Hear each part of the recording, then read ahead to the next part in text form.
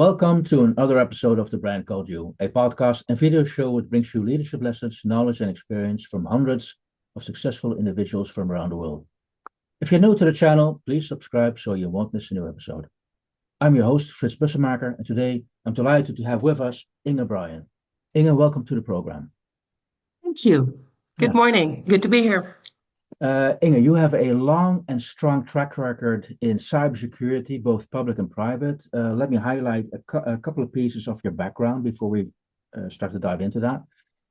Deputy Chief National Criminal Investigation Division.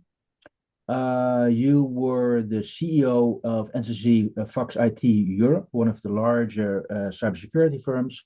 You have numerous advisory and supervisory roles, too many to mention, and have been nominated as one of the most 100 influential women in tech and 50 most inspiring women in tech. And you have an education in the Netherlands, Italy, and France. Again, welcome to the program. Let me first start with asking you how you got there, because when I look at your background from an education perspective, I see an education in tourism, in event management, in Italian literature, and master in history, and somehow you ended up in cybersecurity, although you did start your career in tourism. So, good question. How did that happen? I think the conclusion is that when I was young, I made many plans, and I dared to look ahead 5 years, 10 years, and I had one guarantee: nothing turned out the way I planned. And basically, my conclusion, and also what I tell my daughter, is just do what your heart tells you to do. Do what you really like, and then do it again until you start liking other things. And that's my guideline. I do make plans, and I have all sorts of ambitions, and I have no qualms about changing them over the years. Okay, well, but then again, the question still stands. How did you get into the whole cybersecurity domain, irrespective of the background? Well, when I was still in the middle of my travels, I really took an interest in history because I started everywhere I came. I wanted to know how did this materialize? What am I looking at? And I wanted to know more about it. I'm a very curious person. And so diving into that, that's also what brought me to Italian literature. I just heard the sound of the Italian language, and I thought, wow, this is beautiful. I want to know more about it. And same with Arabic, by the way. What a beautiful language. I'm digging into that right now. So basically, in curiosity, I stumbled upon the intelligence service. Actually, a friend showed me an ad in the paper, as it was in those days, and I was curious. I was simply curious, and I applied for a job with the intelligence service. It was the first time in 1997 where they actually had an overt recruitment campaign, because it had always been covert, and it was the first time they actually put an ad in the paper saying, "Intelligence Service, we're looking for people."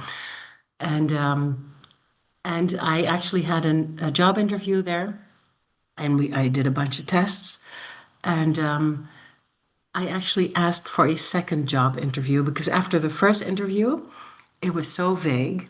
Yeah. And I called their HR department and said, look, I still really don't have a clear view of what I would be doing there. Can I have another interview? And later I heard that that is really what put me on top of their list, because this is what intelligence services need: curious people. Curious people. Okay. And how are you fulfilling that curiosity at the moment?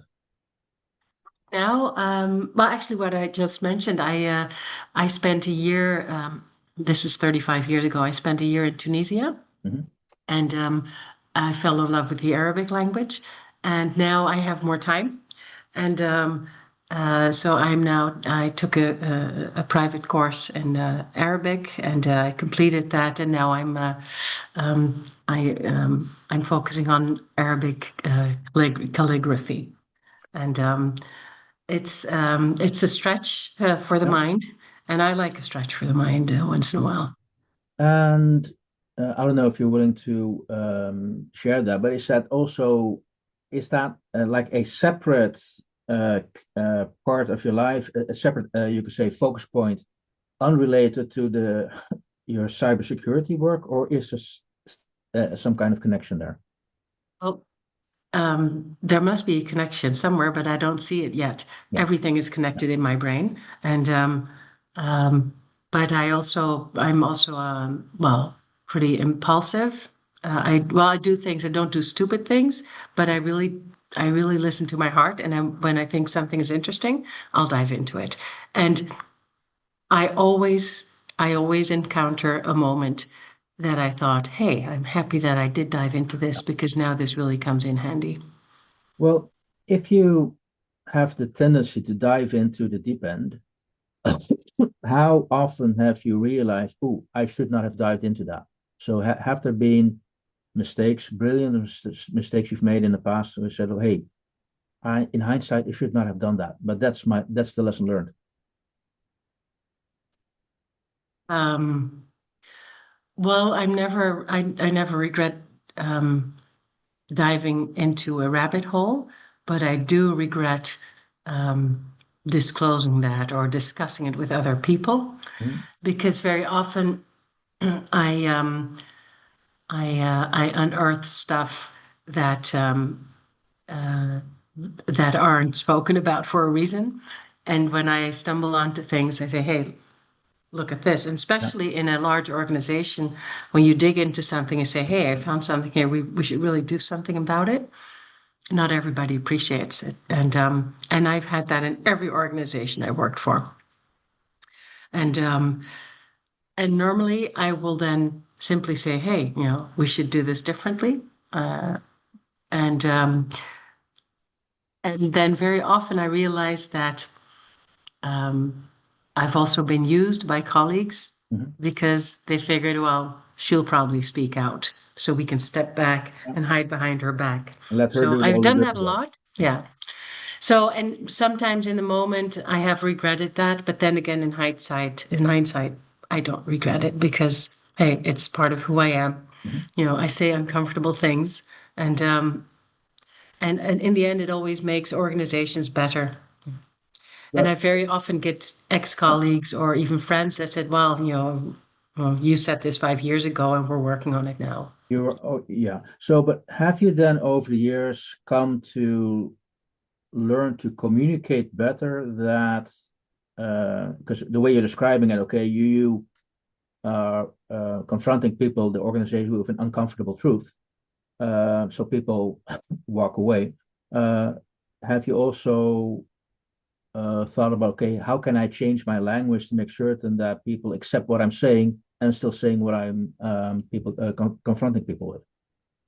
I have thought about it a lot, but I haven't changed it at Okay. all because it's part of me. And when I see something, I think that's also a slight autism trait that I see something that other people don't see yet and therefore cannot understand yet. And no matter how I explain it, they will not see it because they're not ready to see it. So, yes, I have thought about it a lot. Should I have said this in a different way? And Yeah. it doesn't matter. Really Uh, doesn't matter. Basically saying just be yourself. Yeah. Yeah. Okay. Good advice to anybody out there listening to this. Yeah. Now, when I look at your Add profile, something to it. yeah, So sure. to people listening to this, thinking, how can I survive in a workplace when you find yourself in situations like this frequently, you should look for a workplace that appreciates it. That's an important thing because if you go around your workplace um, increasingly insecure um, or anxious, then that's not the good place to be. You should go find a place where people appreciate your point of view. I fully accept that premise. but what you say to the people say, well, I can't afford it. I have bills to pay. I cannot look for another job. Well, I think you always have a choice. Mhm. And I know in different countries there are different situations, and it depends on the economy.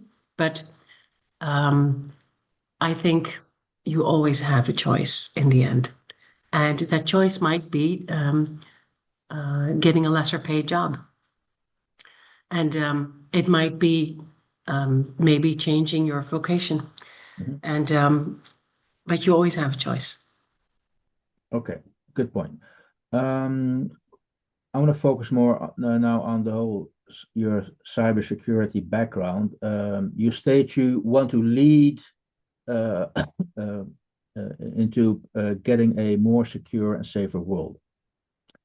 What does lead mean in this case? Um, I think the most important thing is to express myself, Yeah. to see actually what we were just the topic we were just discussing. When I see we can do things better, and I've done this frequently from my previous position, when I became aware of a, um, a cybersecurity problem or security problem in any sense, I would address whoever leads that firm or Yeah. entity of government often, and talk to them. And I guess, and this was more difficult when I was younger, Mhm. and it is becoming increasingly easy because now I'm sort of an old fart and people listen to me when I Yeah. call them, Yeah. and I simply warn people, and that's still what I do. And what do I look at?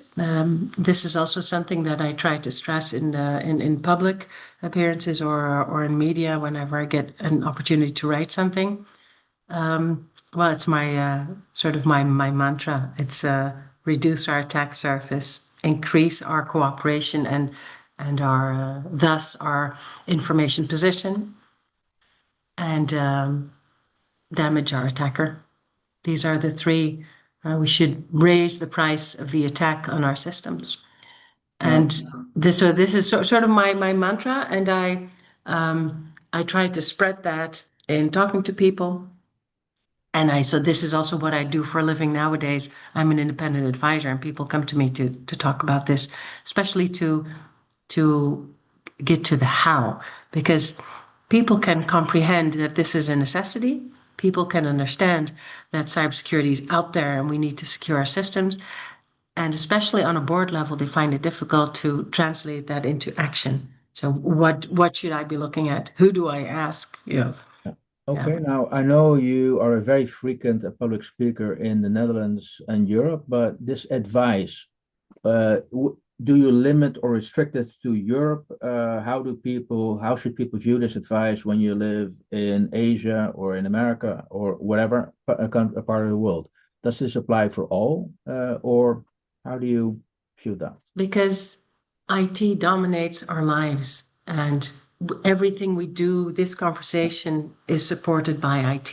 And I think everyone should reflect on what technology do I use? Yeah. My hardware, my software, um, which information do I want to keep to myself? And what do I don't I mind sharing as the content of this conversation? What in what aspect do I want to be dependent on systems working or not working? Is my livelihood dependent on the reliability of my laptop or my phone? Mhm. These are questions everybody should be asking as an individual and as an organization. So I think these are universal. And what is not universal is in what power block are you? You know, are you in Asia Pacific? Yeah. Are you in Mercosur? Are you in the African Union of States? Because you're the alliances of the states you just happen to live Yeah. in, or maybe you're part of a state apparatus, really define your threat level. You know, are you perceived of as an enemy by another Mhm. nation, or maybe you're in a very exposed business and you're exposed to all sorts of criminal cyber threats. These are things you should be thinking about. Um, and it's only IT. You know? IT does what we tell it to do. Even AI does what we tell it to do. So think about it and consider your options. Yeah. And then again, should we be concerned about the technology or the people behind the technology? Both, because technology is built by people. Hmm. And there are things that we assume that people would do, people do the right thing automatically. That's not necessarily so. So we need to make sure that our system is rewards good behavior in building IT and in using it. Okay. And yes, the problem is sometimes in the chair. And I understand that not everybody takes the time and effort to really dig deep into, hey, how does this work? I don't always have the patience either. I don't read instruction manuals either. Mhm. I hate them. So, um, so it's a utilitarian thing. Yeah? So if you use IT, think about it. Think Okay, what function it performs in your life and be critical of it. Yeah. good. Um, Moving on. As mentioned in the introduction, you have been identified as one of the 100 most influential women in tech, 50 most inspiring women in tech. Um, how significant is it for you that there's an emphasis on you as a woman in tech? Um, well, I'm a bit ambiguous on that. I don't, if I can help raise the number of women present in any place, um, um, I'm delighted to do that. Am I happy to discover that I've been invited because I'm a woman? No, absolutely not. No. And in organizations, I see that the focus on a number of women is very superficial. I want the environment to be such that all genders or all cultures feel comfortable. And I've been in companies where I've seen they're making an effort in hiring people, but then they lose them very quickly because it's not an environment that's actually inclusive. If you hire a bunch of women and you don't listen to them, it really doesn't, that doesn't help. And that superficial focus leads to the wrong hires and it leads to, no progress at all. So that part I don't like to support. And you asked me some other time, do I have role models? Actually, I don't. Yeah, I never had role models, and I'm delighted to be one now. So when it's stressed, I'm a woman. Well, what I do like is that I can help other women, and I have many occasions that I was able to do so. But yeah, like I said, I'm ambiguous on it. I'm a person, And are and you a role model just being a woman, or are you also a role model because of other entities? I'm also, for many people in this environment, a role model because I also have ADHD and autism, and um, and that and that's also a reason why I'm not too happy on being branded woman. Yeah. There's like every person in the world, there's so much more to me than my gender that it's not.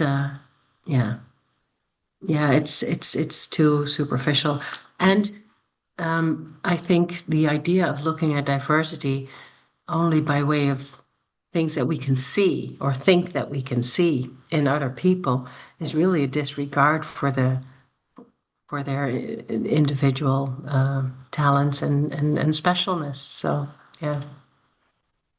And is that you mentioned it yourself? Is that something you obviously do not hide the whole HDD aspect of your life, autism? Is that so? What does that mean for you? Is that something you think about on a daily life? Just who you are, period. It's who I am, and it took me a while to find out in what brackets other people put me. But I think everyone who comes into this world, has no concept of him or herself. And this is what you develop, mirrored by the people around you. I think we acquire an identity by interacting with other people, and I think the older you get, or the older I get, the more I realize how much my identity is shaped by what other people tell me I am, and I think an identity is something that is ever changing. So this is also, I've talked to many people, young and old, about finding their why and finding their me. And don't waste too much time on that. I think what matters is that you accept who you are now in this moment, accept what the world is like and how other people are right now at this moment, and work from there. That's do what is right, do what feels good in your heart, help other people. I think that is the most important thing you can do. And don't waste your energy on finding a why and finding your identity, because your identity will be changing every single day in a healthy person. So as the world changes, we change with it. And it's getting used to that flux. I think that's an identity, but it is shaped by our own thoughts and feelings, and not by what other people. Well, it's mostly by what other people tell us we are. But I think the true feeling of identity is, what you feel inside and what you want to bring forward. Maybe an Understand that. ambition. Yeah. Yeah, maybe an ambition is more of an identity than a label. Yeah. I like that. I like you. Thank you for sharing that. Unfortunately, we were running out of time. It's moving so fast, this interview. So to end this interview, what would your advice be to young people out there? Implicitly, you already gave a lot of advice, but if somebody comes up to you and say, "Hey, I'm young, I'm starting my career. What should I do?" Well, first of all, do good. Choose every day. Every person has a choice. I think we make like 10,000 decisions a day. So choose what is good, not only for yourself, but also for the people around you, because there will be a moment in your life that the support of the people around you is vital for your survival or your well-being. So take good care of other people, and they will take good care of you. So that's a personal thing, but also a career thing. Help other people in their careers, and they will help you. In your career, be vocal about what you would like, because speaking about your ambition, will make it take shape. And also, if you don't voice your ambition, nobody will know and nobody will be able to help you with it. So speak about it, talk about it to other people. I think that's the most important. And follow your heart. Do what is close to your heart, because if you don't, you might get caught up in a study or a career that doesn't really fulfill your inner needs, and you will never be successful at that. Because then you're maybe pleasing an idea of other people, or chasing an idea of, oh, maybe I'll get rich if I do this. No, do what you really like, and you will be good at it. And that is what this world rewards, and it will reward yourself. Inge, thank you for that advice, and thank you for being on the Brand Call You. Inge Bryan, ladies and gentlemen, thank you so much. Thank you very much. Thank you for listening to the Brand Called You videocast and podcast, a platform that brings you knowledge, experience, and wisdom of hundreds of successful individuals from around the world. Do visit our website www.tbcy.in to watch and listen to the stories of many more individuals. You can also follow us on YouTube, Facebook, Instagram, and Twitter. Just search for the Brand Called You.